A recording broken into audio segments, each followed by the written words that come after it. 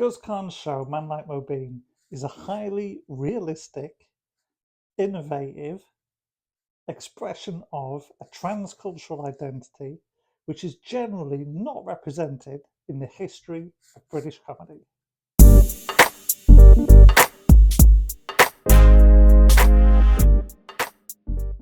We can understand this by thinking about scholarship on British television comedy.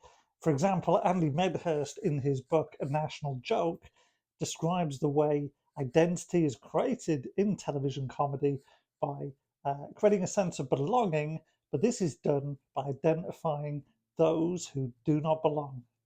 This has been continued by Brett Mills recently in Critical Studies in Television, in which he describes the long held convention in British TV that there is always an us and a them.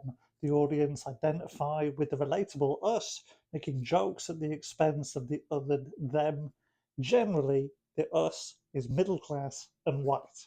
Man Like Mobeen originated in a completely different way to traditional British television comedy. Instead of originating generally through BBC Radio 4, which is a series which then becomes a television programme, it originated on YouTube. Guz Khan was a secondary school teacher in the West Midlands, experimenting with characters hilariously in an improv style on YouTube. His Pachysaurus video went viral. After this, he was noticed by the BBC and invited to make an episode called Man Like Mobeen for the series Comedy Feeds.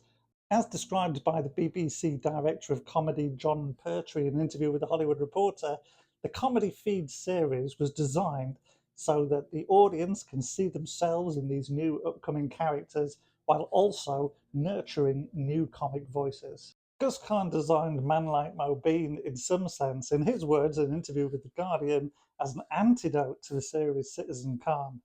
That series, while long running on the BBC, generated over 600 complaints by the regulator Ofcom, and it was criticised by scholars, Anamik Saha in particular, suggesting that it stereotyped and fetishised Pakistani-Muslims in the UK, and that the BBC was, in his words, unwilling to risk anything that might challenge or alienate the mainstream brackets white audience.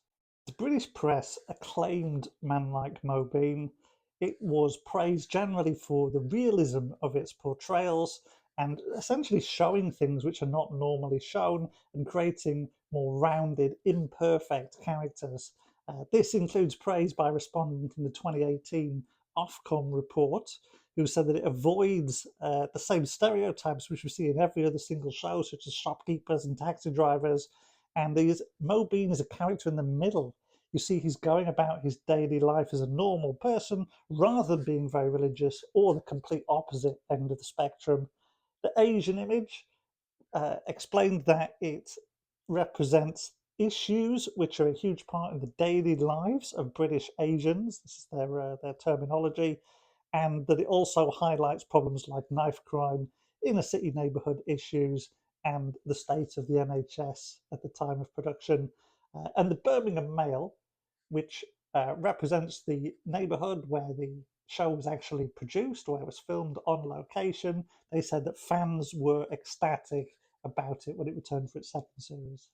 So, what makes Man Like Mobeen so effective? In part, it is the production of the show. It doesn't follow the static three camera setup that you see traditionally in sitcoms using a three-wall set. Instead, it's filmed on location. You've got a lot of camera movement. You've got some beautiful exterior shots of Birmingham City. It is a more immersive cinematic experience, which makes the character more relatable. Whereas earlier shows, which platformed immigrant identities, such as The Real McCoy, which was a great and hilarious show with lots of wonderful actors in it, whereas those shows generally reiterated the us and them difference using stereotypes and sometimes departing from those stereotypes, Man Like Mobeen represents second generation identity, which is a fusion of cultures.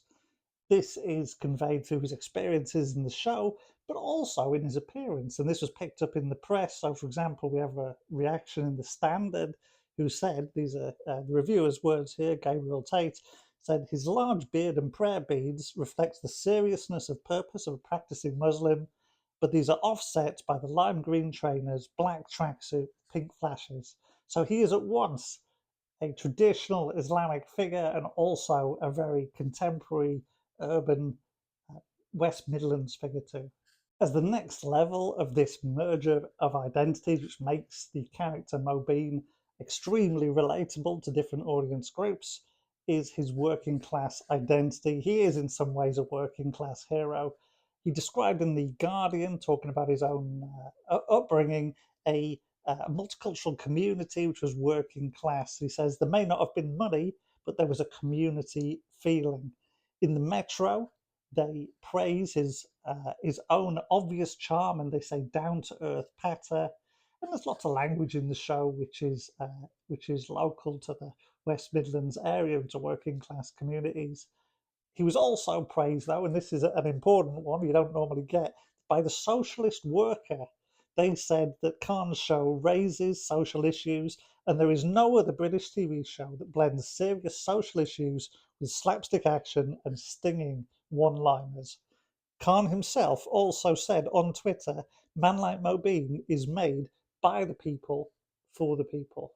So when we think about the contribution that Man Like Mobeen has made to British comedy, we can realise it as a highly innovative transcultural show which is created through the realism of its production, also the merger of identities in these second generation characters, and also a powerful working class identity which makes it extremely relatable to a large portion of the British audience.